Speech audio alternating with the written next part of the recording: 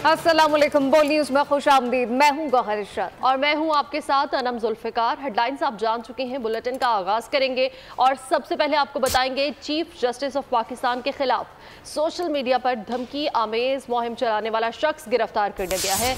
मुल्जिम अब्दुल वासी रावलपिंडी का रिहायशी है। मुल्जिम ने एक्स पर चीफ जस्टिस को धमकियां दी और किरदार खुशी की। दीगर अफराद के खिलाफ भी कानूनी कार्रवाई जारी है। चीफ जस्टिस ऑफ पाकिस्तान के खिलाफ सोशल मीडिया पर धमकी अमेज मुहिम का अहम किरदार पकड़ा गया। मुल्जिम अब्दुल वासी को रावलपिंडी के इलाके पिंडोरा से गिरफ्तार किया गया। मुल्जिम पर इल्जाम है कि इसने चीफ जस्टिस के खिलाफ नाशाइस्ता और धमकी अमेज सोशल मीडिया कैंपेन में हिस्सा लिया। जराये का कहना है कि चीफ जस्टिस के खिलाफ सोशल मीडिया मुहिम के बाकी किरदारों की शनाख्त का अमल जारी है। मेरे लिए पाकिस्तान सब कुछ है, खुशकिस्मत हूँ जिसे खिदमत का मौका मिला। निगरान वज़ीर आज़म अनवारुल हक काकड़ का विफाकी काबीना इजलास में खिताब। उन्होंने कहा कि हमें अपने घर पाकिस्तान को मुस्तहकम और खुशहाल बनाना है। हर मुश्किल सूरत हाल से निपटने में काबीना अरकान ने भरपूर मुआवनत की। मिलिट्री सेक्रेटरी ने बेहतरीन अंदाज में जिम्मेदारियां निभाई। All of you that at times you have flowered me with appreciation which I never deserved. I've just been lucky. I'm just fortunate.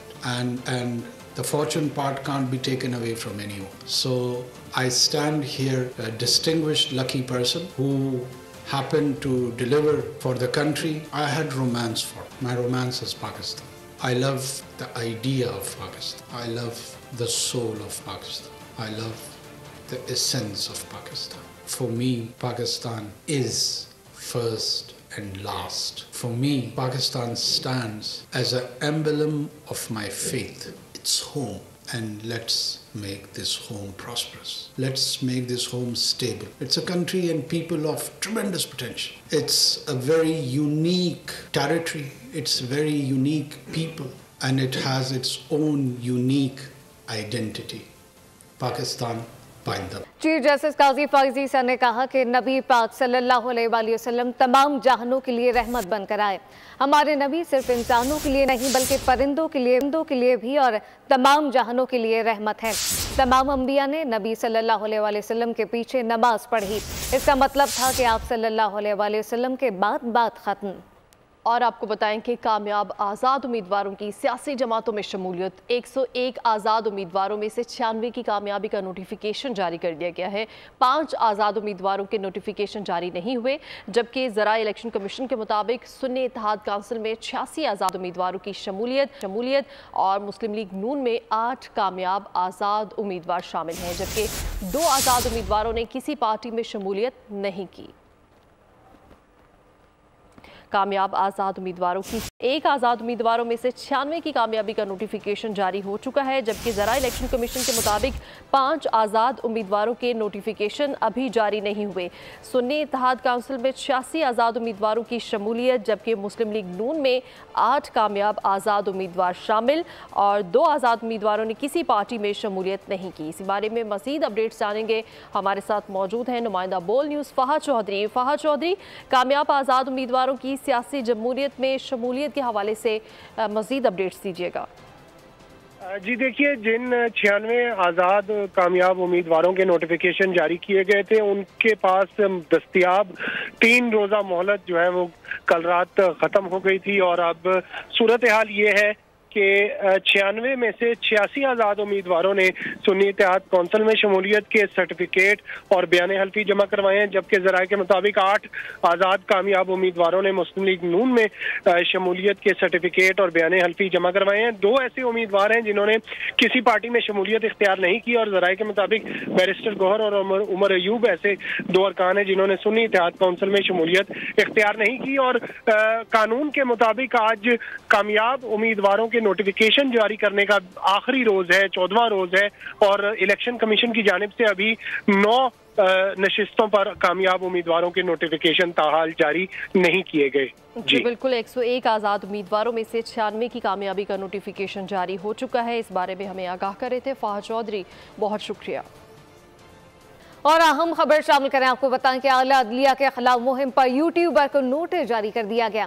FIA ने इमरान रियाज और असद तुर्क को नोटिस जारी कर दिया है, जबकि इमरान रियाज कल लाहौर ऑफिस में पेश होंगे, जबकि FIA का ये नोटिस और यूट्यूबर असद तुर्क को कल इस्लामाबाद में 11 बजे तलब कर लिया गया है। सलमान अबान नुमाइंदा खुसूसी साथ मौजूद है, तफसील उनसे जानते हैं। जी सलमान। जी बिल्कुल, जिस तरह से चीफ जस्टिस ऑफ पाकिस्तान के खिलाफ सोशल मीडिया पर खासतौर पर एक मकरू और एक तहरीली मुहिम चलाई जा रही है, घटिया मुहिम चलाई जा रही है, उसका नोटिस किया गया है रियासती इदारों की जानिब से। और FIA ने नोटिस जारी किए हैं दो मारूफ यूट्यूबर्स को, इमरान रियाज खान को और इसके साथ ही असद अली तूर को। इन दोनों यूट्यूबर्स को कहा गया है कि इनके हवाले से जो शिकायत सामने आई हैं और इनका जो मुलविस होना पाया गया है इस कैंपेन के अंदर, उसकी बुनियाद के ऊपर इन दोनों को तलब किया गया है। असद तूर को कल इस्लामाबाद में पेश होने का नोटिस दिया गया है, जबकि इमरान रियाज खान को कल जो है इस लाहौर के अंदर पेश होने के लिए कहा गया है FIA की जानिब से। इससे पहले जैसे हमने सुबह भी खबर दी थी कि रावलपिंडी से एक शख्स को गिरफ्तार किया गया है, अब्दुल वासे नामी शख्स को, जिसके हवाले से कहा गया है कि वो सोशल मीडिया के ऊपर चीफ जस्टिस ऑफ पाकिस्तान के खिलाफ एक गलीज मकरू कैंपेन चलाने के अंदर मुलविस है, जिसमें मजहब का नाम लेकर बिल्कुल मजहब का नाम इस्तेमाल किया जा रहा है। सलमान अबान, बहुत शुक्रिया।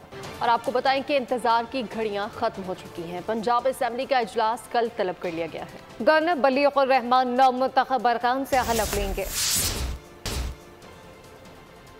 बड़े सूबे का बड़ा ऐवान दोबारा आबाद होने को। आम इंतखाबात के बाद पंजाब असेंबली का पहला इजलास कल होगा। असेंबली सेक्रेटरीट ने तैयारियां शुरू कर दी। इफ्तिताही इजलास की सदारत स्पीकर पंजाब असेंबली सरदार सब्तैन खान करेंगे। गवर्नर पंजाब बलीगुर रहमान नौमुंतखब अरकान से हल्फ लेंगे, जिसके बाद स्पीकर और डिप्टी स्पीकर का इंतखाब किया जाएगा। इंतखाब के बाद स्पीकर असेंबली इजलास को आगे लेकर चलेंगे और वज़ीर आला पंजाब के लिए वोटिंग की जाएगी। याद रहे कि नून लीग ने मरीम नवाज शरीफ को वज़ीर आला पंजाब के लिए नामजद किया है।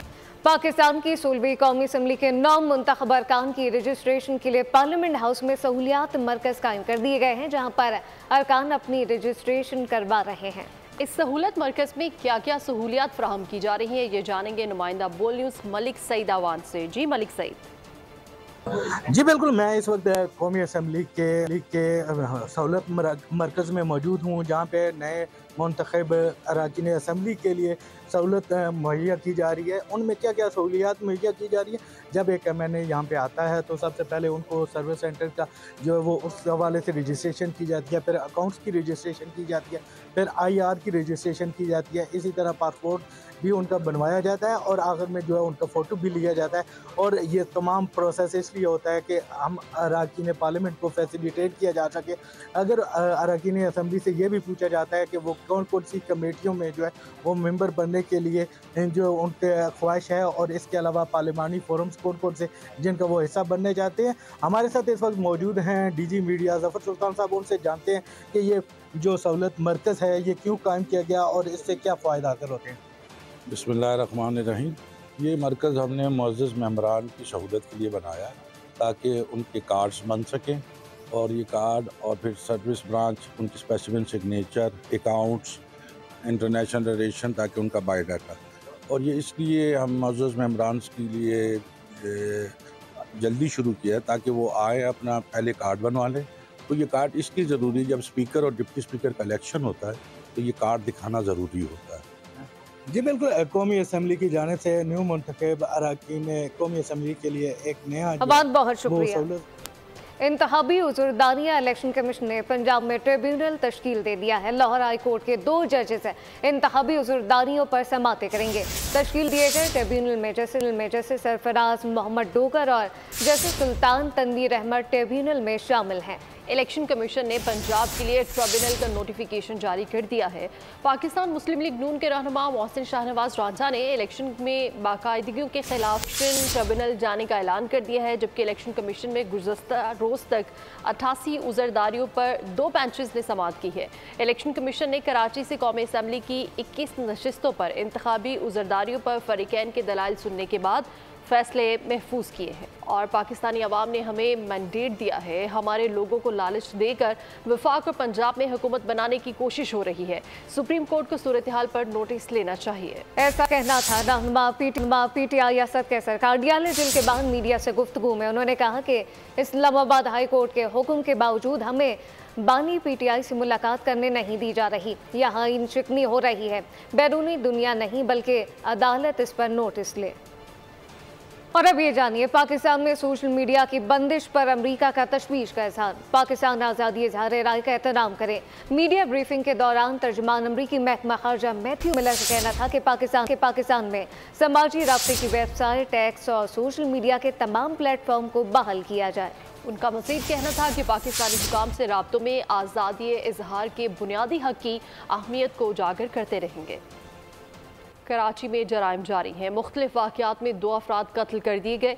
पुलिस ने एक्शन लेते हुए एक मुलजिम कर लिया है, जबकि उधर अबान कत्ल केस के मुलजिम अदालती रिमांड पर जेल भेज दिया गया है। कराची में डकैतों के हाथों एक और शख्स कत्ल। पुरानी सब्जी मंडी के करीब डकैती मुज़ाहमत पर एक शहरी कत्ल कर दिया गया। मकतूल 4 बेटियों का बाप था। बेटी कोचिंग में इंतजार करती रही मगर बाप न पहुंच सका। शालतीफ टाउन ने मुसलमान घर में जा घुसे और फायरिंग से 60 साल सामान को कत्ल कर दिया। पुलिस वाक़या साथी दुश्मनी का शख्साना करार दे रही है। मकतूल का कुछ लोगों से जायदाद पर तनाज़ा चल रहा था। दूसरी जानिब गुज़श्ता रात डकैती मुज़ाहमत पर शहरी को कत्ल करने वाले मुसलमान ज़ख्मी हालत में पकड़ लिए गए। पुलिस के मुताबिक मुसलमान से असला, मोबाइल फोन्स और मोटरसाइकिल बरामद हुई। उधर अबान कत्ल केस का मरकजी मुस्लिम अदालती रिमांड पर जेल भेज दिया गया। मुस्लिम सफियान के उम्र का तयन करने वाली रिपोर्ट आना बाकी है। पुलिस का कहना है कि मुस्लिम का नफ्सियाती मुआयना भी करवाया जाएगा। अहम खबर शामिल करें, आपको बताएं कराची औरंगी टाउन में शहरी यामीन के कत्ल का वाकया, टारगेट किलिंग के वाकये की सीसीटीवी फुटेज मंजर आम पर आ गई है। 2 मुलजिमान में से एक ने हेलमेट जबकि दूसरे ने मास्क लगा रखा था। कैप और मास्क लगाए मुलजिम ने यामीन पर गोलियां बरसाई। इसी बारे में मज़ीद तफसीलात जान लेते हैं। खुरम गुलजार हमारे साथ मौजूद हैं। खुरम गुलजार, सीसीटीवी फुटेज हासिल हो गई है, मज़ीद क्या तफसीलात है?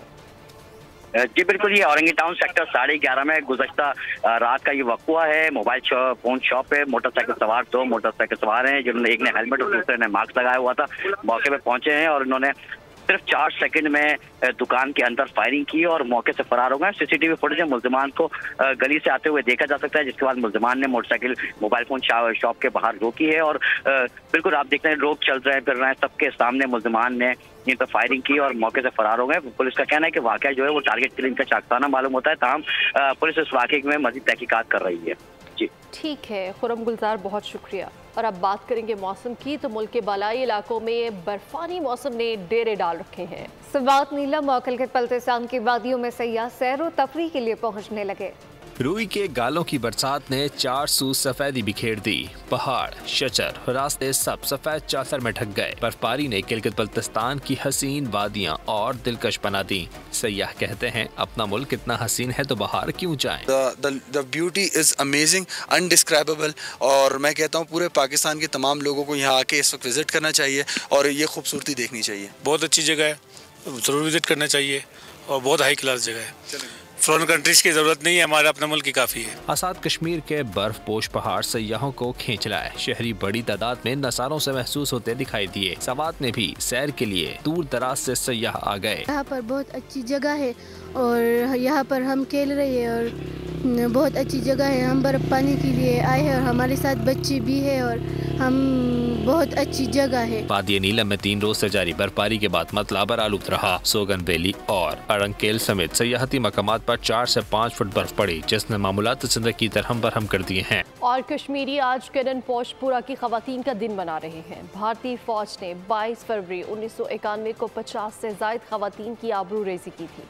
मुजफ्फराबाद में सैकड़ों तालिबात और खवातीन ने रैली निकाली और नारेबाजी की। मज़ीद अहवाल बता रहे हैं बिशारत मुगल। जी बिशारत।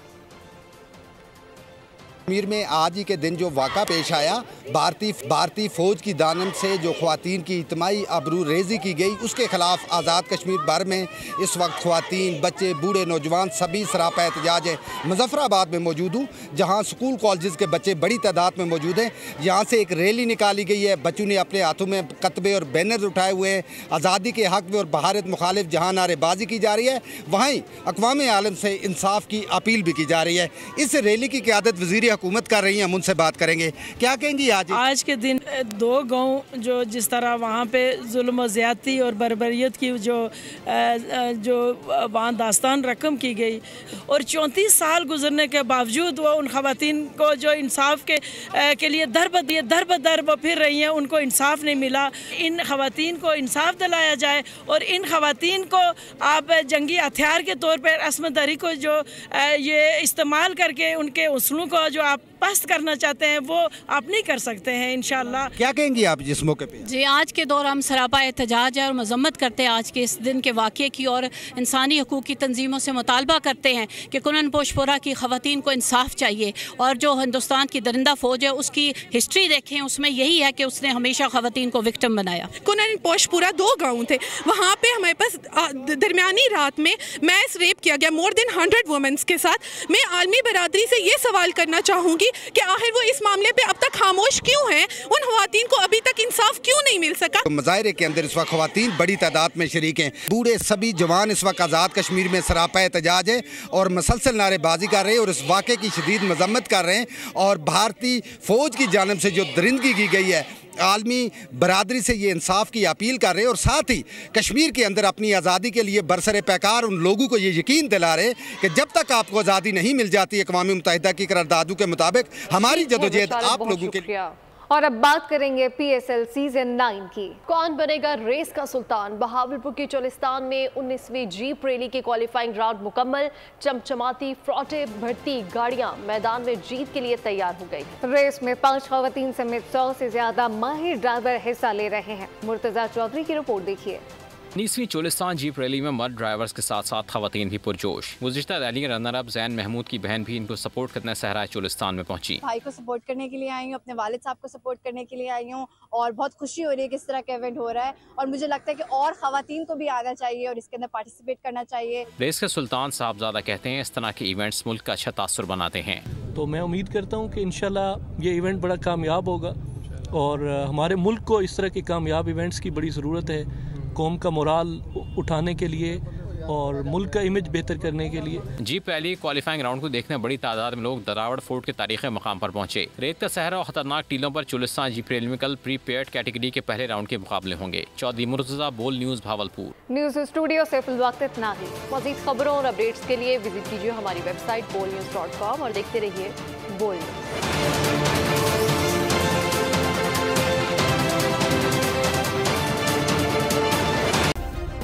सब्सक्राइब करें और बेल दबाएं ताकि कोई खबर रह न जाए।